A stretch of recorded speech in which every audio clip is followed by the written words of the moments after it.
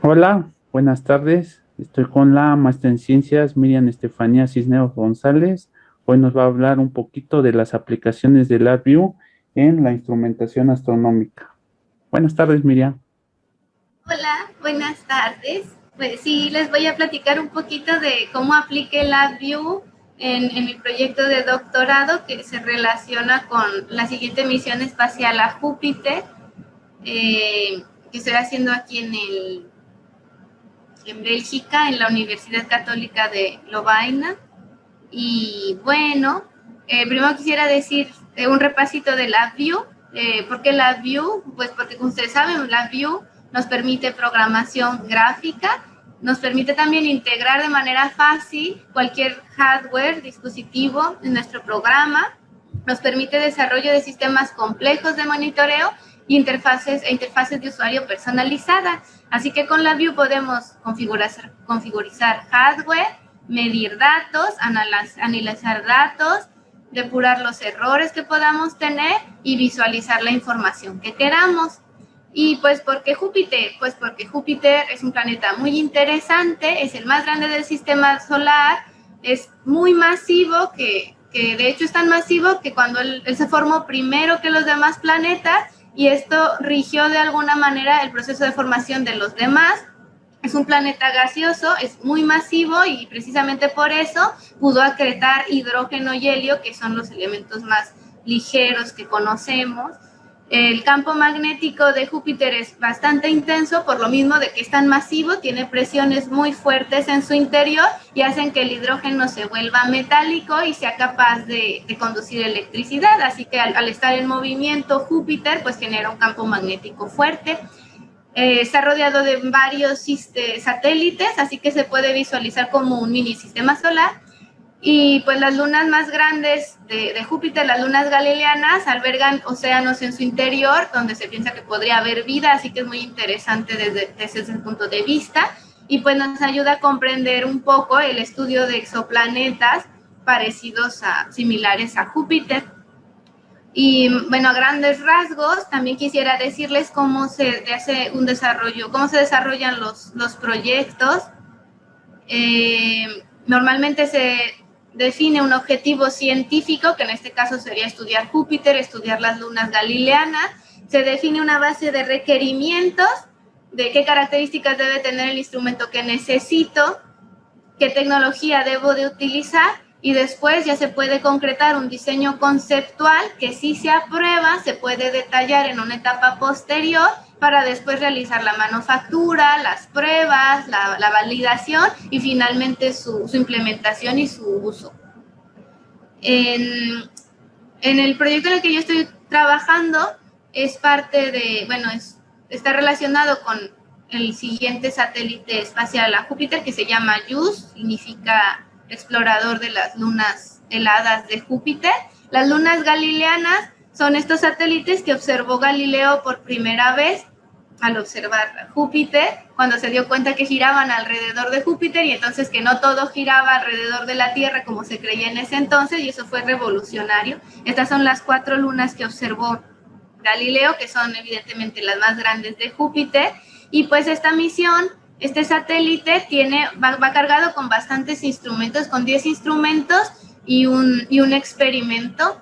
Este satélite se va a lanzar en septiembre del año que viene y va a llegar a Júpiter hasta 2031, y la misión en sí solo durará 3 años y medio. Yo les voy a hablar principalmente de MAGIS, que es el proyecto en el que yo estoy trabajando.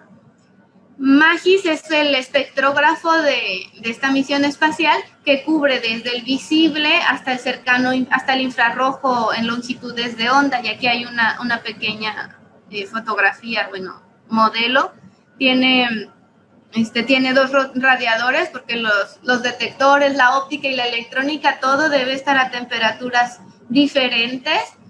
Y pues recuerden, en el espacio la temperatura es muy baja, tampoco hay suficiente presión como la hay aquí, entonces la tecnología que se utiliza para desarrollar esos instrumentos tiene que ser capaz de soportar estas condiciones extremas de temperatura y de presión.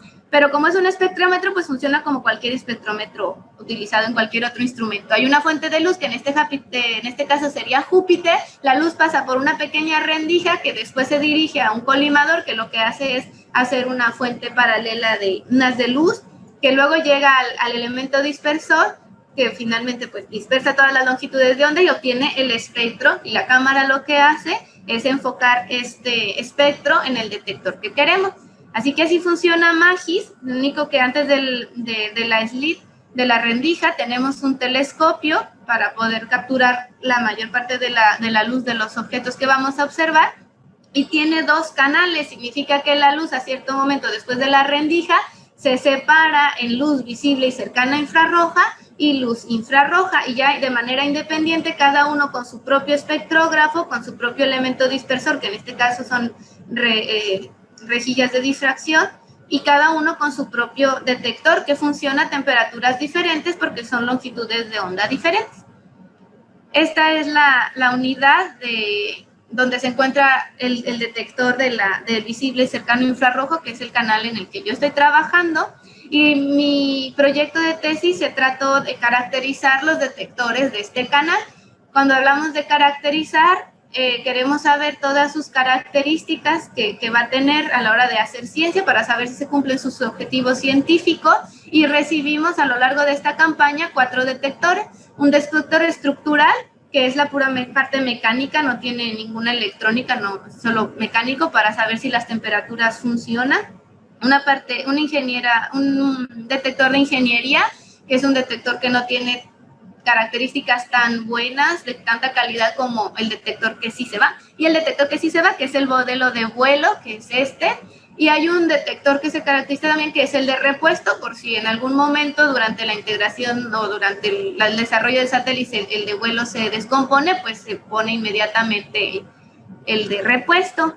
Y estas son las temperaturas a las que el detector isoelectrónica tienen que estar. FPA me refiero al detector en sí, y FPE es la electrónica del detector. Y esta es la presión a la que el detector se debe exponer durante las mediciones.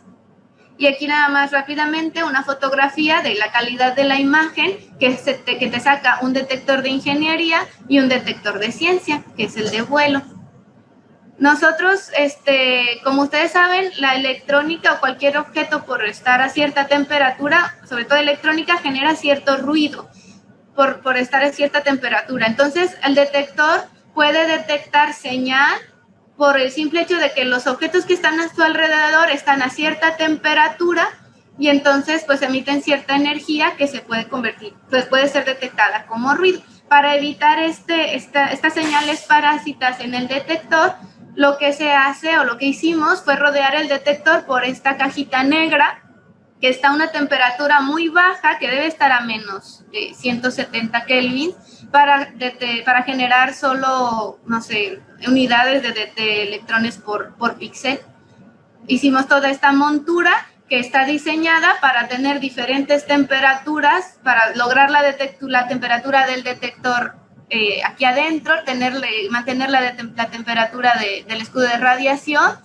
Y pues esta es la liga térmica que va conectada a un criostato, que es el que nos da la temperatura mínima de nuestro sistema, y es así como funciona. Para hacer el control de temperatura utilizamos tres aparatos principalmente: un Lecture 336, dos Lecture 335 y tarjetas de adquisición de datos de National Instruments.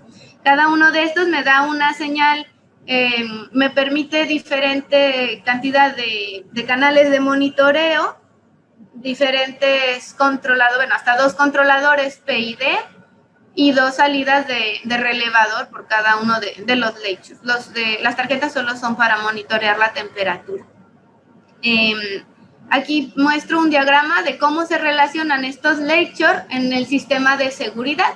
Entonces, normalmente ellos están sensando la temperatura del detector, la temperatura de la electrónica, la temperatura del plato, que es el que realmente termaliza el detector, y en base a esta temperatura, pues ponen en práctica el PID. Los heaters serían los los cuadritos. Tengo 2 controladores de temperatura que utilizo para termalizar el detector.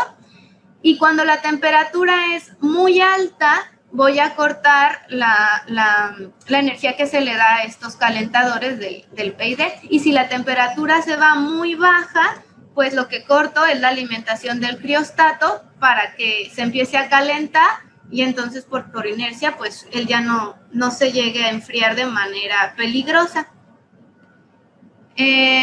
Por otro lado, también tengo el sistema de vacío, que es importante para lograr temperaturas bajas, de otra manera no se podría llevar a cabo. Está compuesto de este sistema de bombeo, una bomba primaria, una bomba turbo y pues el criostato. Tengo de manera redundante 2 sensores de presión y 2 válvulas de sobrepresión por en caso de que por exceso de entrada de gas pues se pueda dañar, no sé, la ventana óptica o algo.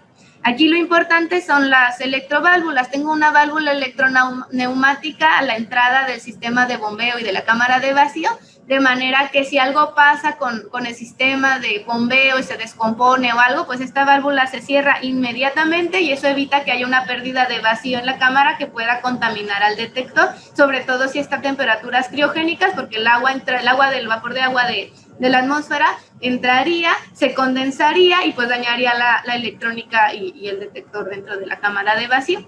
Y tengo una pequeña electroválvula aquí que también cierra en caso de que la bomba primaria se descomponga, pues la bomba turbo no sufre esa pérdida repentina de presión. Y así es como se relaciona el sistema de bombeo con el sistema de seguridad. Y funciona como les dije, se cierra la electroválvula o se cierra la electroneumática y en el funcionamiento, pues la bomba turbo no se va a prender hasta que el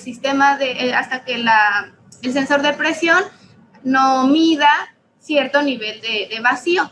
Y de igual manera se cerrará o se abrirán diferentes componentes según el nivel de presión. Y esto se sabe por el sensor de presión, pero también porque el controlador de presión tiene salidas de relevador, que son las que interactúan principalmente con mi sistema de seguridad. Ahora les muestro algunas fotos de lo que les acabo de explicar. Este es el laboratorio, se trabaja todo de manera remota. Todo el instrumento está dentro de este pequeño cuartito, es un cuarto limpio. Aquí está la cámara de vacío, el criostato, la bomba turbo, la válvula electroneumática. Aquí está el criostato, su sistema de enfriamiento, la electroválvula, la bomba primaria, el panel de control del sistema de seguridad, el controlador de presión y los controladores de temperatura que les mostré al principio.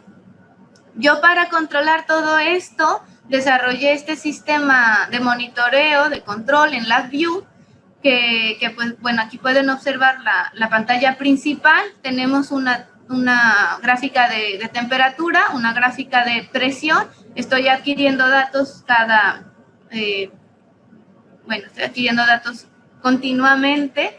Y aquí lo tengo en 5 segundos, por ejemplo. Aquí configuro qué sensores, puedo leer hasta 24 sensores simultáneamente. Aquí configuro qué sensores estoy leyendo, de qué dispositivo y cuál es el número de parte. Y aquí configuro los jitters, de a qué lazo corresponden, a qué dispositivo. Y aquí verifico la conexión. En la siguiente pestañita, puedo visualizar de manera precisa la temperatura que en ese momento están midiendo los sensores de temperatura y de presión, aquí abajo. Y aquí en esta pestaña tengo lo que yo llamo los set points, que son los controles de temperatura, cómo los manejo, a qué temperatura quiero estabilizar qué. Entonces aquí tengo el controlador que estabiliza la temperatura del detector, en este caso está a 140. Aquí tengo la temperatura real del plato donde termalizo la temperatura y la temperatura de la electrónica del detector. Tengo otros controladores de temperatura por precaución, por seguridad, y se configuran de igual manera. Y con este botón puedo desactivar de manera remota el criostato en caso de alguna emergencia o el usuario tenga alguna necesidad. En esta otra pestaña tengo las alarmas. Aquí configuro qué alarmas activo, qué alarmas desactivo. Eso tiene bastantes seguros para evitar que el usuario cometa errores. Entonces, normalmente cuando hay un detector adentro, estas dos alarmas no se pueden desactivar y los límites de las alarmas no se pueden poner afuera del rango de seguridad del detector, así no se pueden dañar. Cuando una temperatura está fuera del rango y sobrepasa las alarmas, pues se prende el indicador correspondiente y se genera un mensaje. Aquí se ve cómo se ve el mensaje cuando ocurre, y te vas a la pestañita de mensaje y aquí ya te hace una descripción de qué error ocurrió para que pues se resuelva, o estés notificado de que había mucha temperatura y se desconectaron los heaters, o hubo un error con un lecture y ya no se detecta el sensor fulano, entonces para que intervengas y conectes o cualquier detalle del sistema. Mi sistema que realicé en LabVIEW funciona a base de máquinas de estados, que son pues modelos de comportamiento, así como dice aquí, donde las salidas de un estado dependen de las señales de entrada actuales y anteriores. O sea que si tú estás en un estado, no vas a salir de ese estado hasta que no se cumplan ciertas condiciones que te permitan moverte a otro estado. Y de esa manera no vas a poder salir de ese estado hasta que cumplas ciertas condiciones para llegar a otro estado. Entonces es muy fácil interactuar entre estados y pasar de uno a otro según las condiciones que tú definas. Y yo utilizo eso y es muy útil para sistemas tan complejos como el que desarrollé. Eso en LabVIEW se visualiza así: tienes un ciclo while, adentro tienes un switch case, y en el case tienes cada case es uno de tus estados, aquí con una etiqueta. Entonces tú aquí le pones lo que quieres que realice tu programa en los estados, en ese estado preciso, y a qué estado quieres que se vaya cuando termine.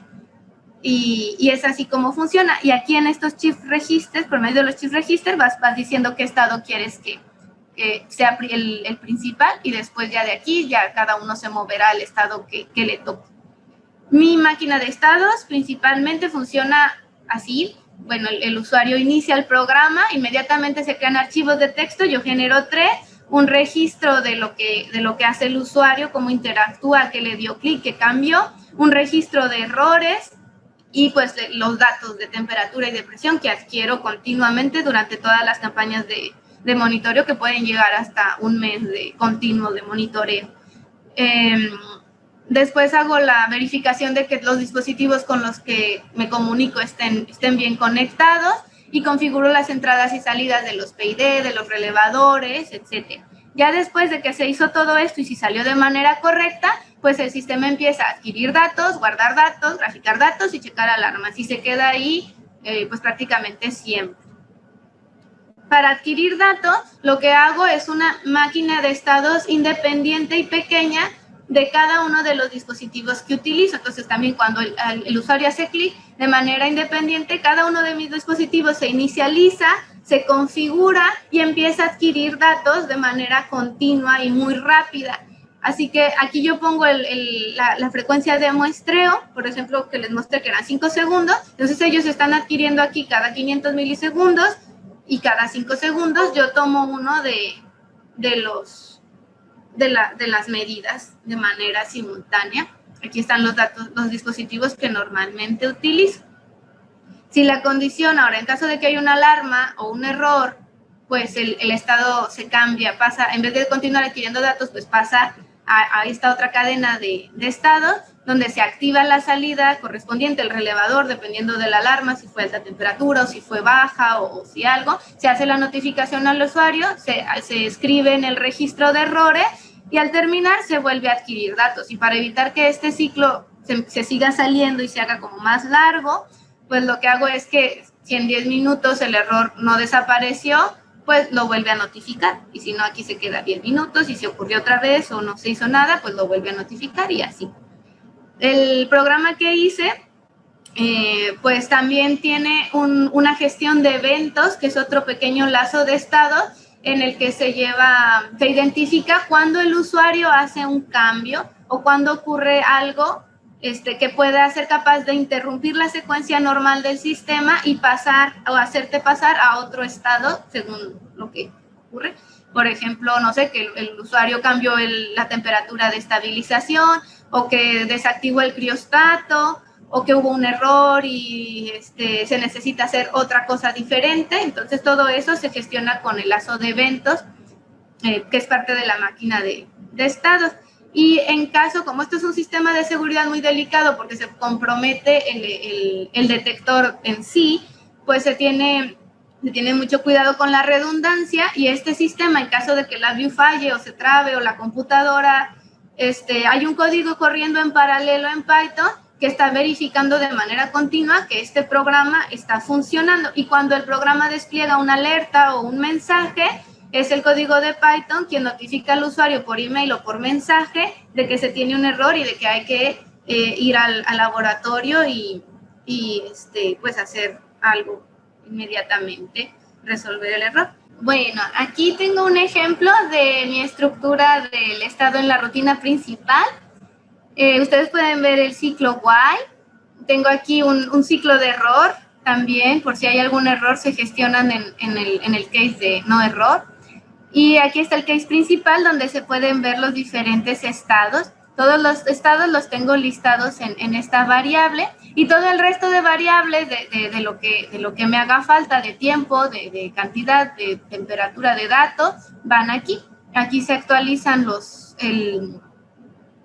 valores de cada una de las variables y así se transfieren. Yo aquí les muestro mi pedacito de programa cuando está tomando medidas el lazo principal. Aquí estoy midiendo, tomando los datos de la tarjeta de adquisición de datos, y aquí estoy tomando de cada uno de los dispositivos de temperatura y de presión. Los acomodo, y aquí, si no hay ningún error, que los errores los gestiono por acá, si no hay ningún error, mi siguiente estado será el de acomodar los datos, y así va. Ahora les muestro uno de los estados del ciclo de eventos. Aquí tengo cada uno de los ciclos de las máquinas de estados independientes que tengo. Una de estas será la principal. Y cuando ocurre, por ejemplo, en este caso el evento es que el usuario cambió la temperatura a la que se estabiliza el detector, pues se deshace la cola de estados que se tuviera en esa máquina de estados, para inmediatamente irse a la configuración de las salidas, donde yo cambio el valor del PID. Y como esto es un sistema de seguridad, pues lo tengo redundante, y normalmente los dos controladores están funcionando simultáneamente, así que son dos las máquinas de estados que se interrumpen cuando el usuario hace este cambio de variable. Y aquí está el pedacito de código donde guardo el registro de este evento. Aquí ahora les muestro unas fotografías de los detectores, de los detectores que caracterizamos ya instalados en el instrumento. Normalmente se entregan de esta manera, encapsulados en una cámara de sobrepresión con gas nitrógeno para que no tengan ningún contaminante. Se ven así cuando ya se abre. Luego aquí está ya instalado el detector. Este es el detector de vuelo, instalado dentro del escudo de radiación que diseñamos. Esta es la electrónica del detector, le decimos warm electronics porque esta es la que funciona a temperatura ambiente y es la que está fuera de la cámara de vacío, que sería la que está dentro del satélite pero no en el espectrógrafo en sí. Y aquí está ya toda la estructura montada dentro de la cámara de vacío, lista para empezar las mediciones. Esta es otra foto del detector de vuelo, pero con el filtro, con un filtro que tiene en su configuración final, que va aquí adelante. Y también quiero mostrarles esta fotografía del instrumento MAGIS en sí y cómo se ve integrado ya en el satélite, que sería esta parte roja. Estos serían los radiadores que les mostré al principio, aunque este es el modelo estructural de MAGIS, no el modelo ya de vuelo, que es el final. Y pues eso sería todo de mi parte. Muchas gracias por su atención. Aquí les dejo las referencias que tomé para poder presentarles esta información. Gracias. Hola. Hola. ¿Te puedo hacer algunas preguntas? ¿Qué tanta intervención tienen ustedes en todo su sistema? Pues cuando se trata normalmente las campañas de caracterización son muy largas, el sistema se enfría y se mantiene frío durante semanas, a pesar de que nuestras mediciones sean solo durante el periodo de trabajo, son 8 horas cada día. Durante esos periodos largos de fines de semana o las noches, el sistema es autónomo y si ocurre una emergencia, él puede realizar lo que tenga que realizar para sobrellevarlo y evitar un daño mayor. El usuario se notifica y es todo para que intervenga y si puede ser, recupere las condiciones criogénicas lo más rápido que se pueda, si es que se puede, dependiendo de la emergencia. Pero durante las mediciones en sí, el usuario sí que tiene que estar presente para hacer compensaciones de temperatura en el detector. Les muestro rápidamente. Perdón. Aquí les mostré aquí más o menos cómo funciona el sistema de térmico. Nosotros, no hacemos el control de temperatura, no se hace directamente tomando como referencia el sensor de temperatura del detector en sí, porque por requerimientos no se nos permite utilizar de esta manera o con estos propósitos los sensores de temperatura del detector, porque recordemos que es un detector que va integrado en un satélite y que es crítico. Entonces, ninguno de sus elementos, aunque en el satélite van a ser utilizados para control de temperatura, en las pruebas en tierra no estamos autorizados para utilizarlos. Así que la única manera de controlar la temperatura es de manera indirecta, utilizando los sensores de temperatura que están en este plato frío y los heaters que están en este plato frío. Así que siempre hay un delay, por así decirlo, de respuesta al cambiar la temperatura de este plato y esperar a que esta temperatura cambie. Y cuando la electrónica del detector está funcionando, se calienta y el detector entonces se calienta, pero no lo puede compensar el plato en sí. Así que durante las mediciones tenemos que hacer pausa para poder rectificar ese incremento de temperatura y regresar el detector a su temperatura nominal. Pero no es, dependiendo de qué tanto se use el detector, pues será qué tanto se caliente y qué tanto tenemos que compensar, pero normalmente no es continuo, es, no sé, cada 10 minutos o cada 40 minutos o cada 2 horas, dependiendo del tipo de mediciones que se estén haciendo. ¿Y ustedes pueden monitorear todo desde su hogar o a fuerzas deben de estar en el laboratorio? No, bueno, al principio utilizábamos TeamViewer para poder acceder a la interfaz de usuario, pero el instituto cuenta con una manera en que nos conectamos a las computadoras ahora directamente, ya no necesitamos de TeamViewer, así que nos podemos conectar, pero como no estamos visualizando la interfaz de usuario de manera continua, pues por eso fue que implementamos el pequeño código de Python que nos avisa si es fin de semana o sobre todo en las noches, si ocurrió algún evento y así pues desde la casa, pues yo ya me conecto y ya veo qué pasó y determino si tengo que ir al laboratorio a resolverlo o si ya no tiene remedio y hay que esperar hasta el día siguiente. Bueno, ya en términos generales, ustedes lo que controlan o lo que controla LabVIEW, aparte de monitorear todas sus señales, es la temperatura, ¿no? Pueden calentar o enfriar y esto para tener un ambiente parecido a lo que se va a enfrentar el satélite en Júpiter, ¿no? Sí. Hacia grandes rasgos hacen eso, o estoy equivocado. No, sí, lo que hacemos es principalmente para simular las condiciones de temperatura y vacío que el detector va a tener una vez en Júpiter. Y la caracterización de esa temperatura se hace en un rango amplio de temperatura, desde 125 kelvins hasta 160 kelvins, porque dependiendo de la órbita en la que el satélite esté, el detector tendrá diferentes condiciones de temperatura.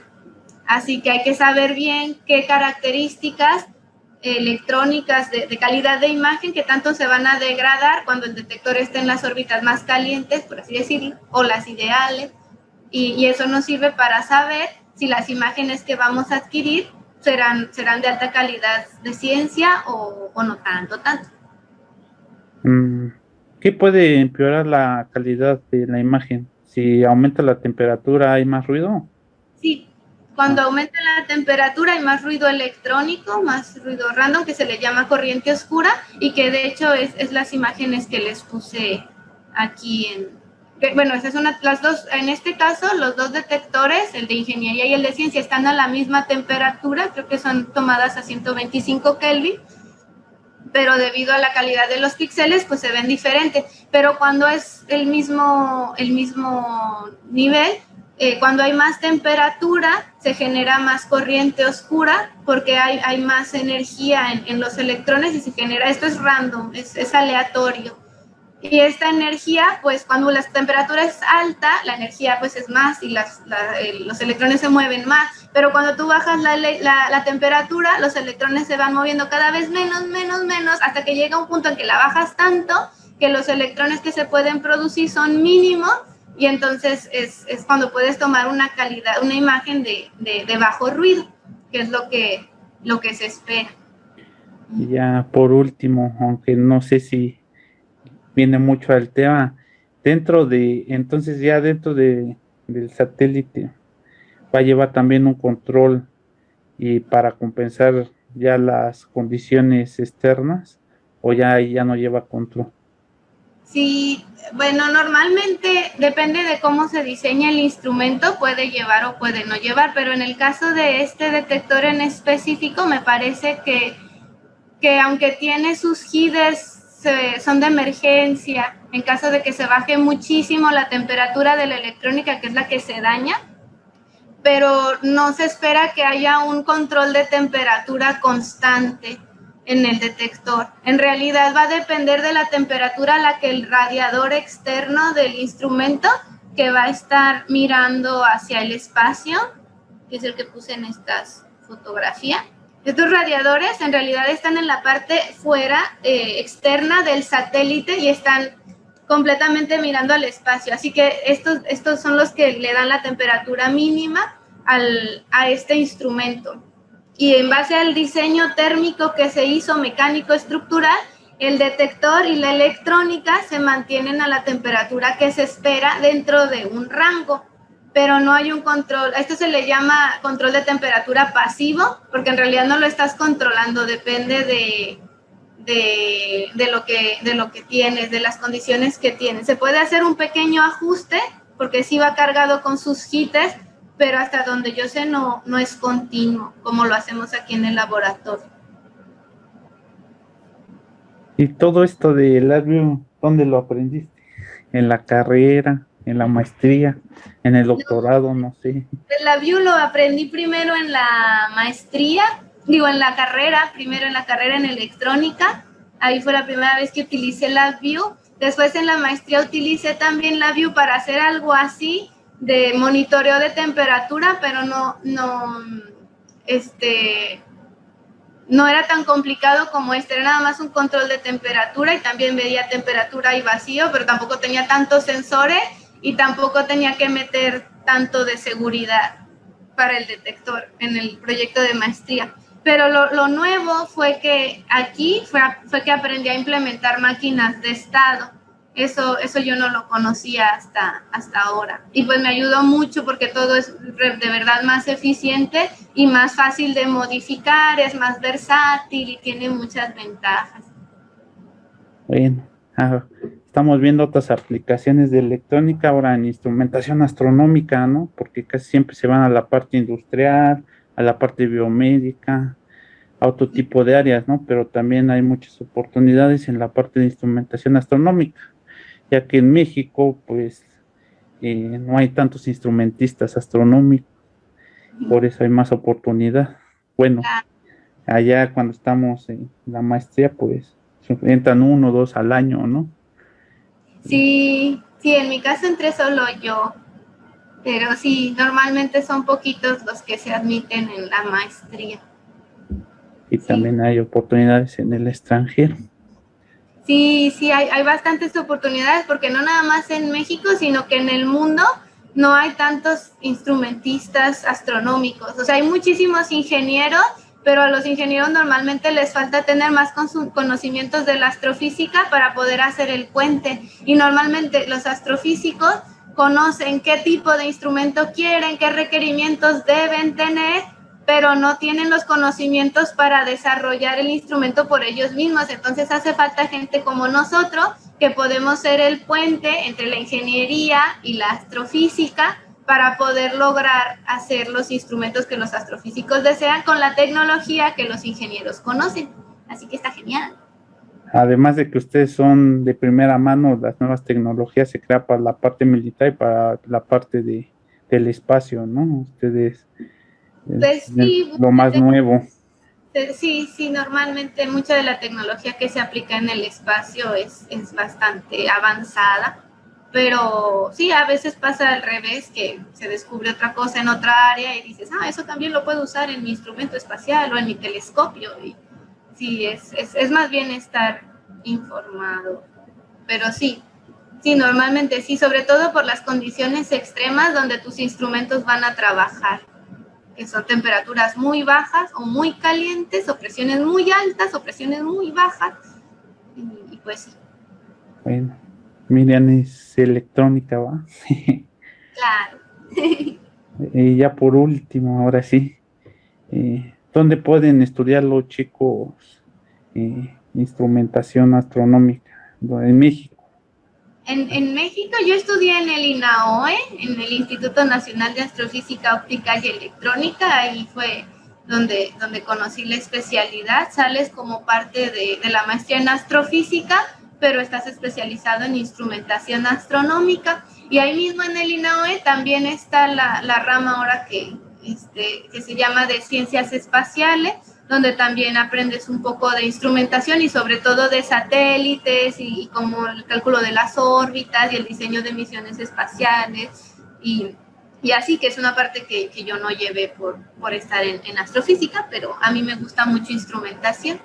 Y pues seguramente en la UNAM también está la maestría en astrofísica y también se ofrece la especialidad en instrumentación astronómica, así que sí, sí hay donde estudiar. Oye, muchas gracias, Miriam. Ah, gracias por invitarme. Me gustó mucho. Ojalá que aprendan mucho los alumnos y se motiven mucho. Si cualquier pregunta la pueden dejar en sus comentarios y yo se los hago, les hago llegar las preguntas a Miriam y ya para que les conteste, ¿va? Nos vemos, Miriam. Adiós. Gracias. Adiós. Adiós. Adiós.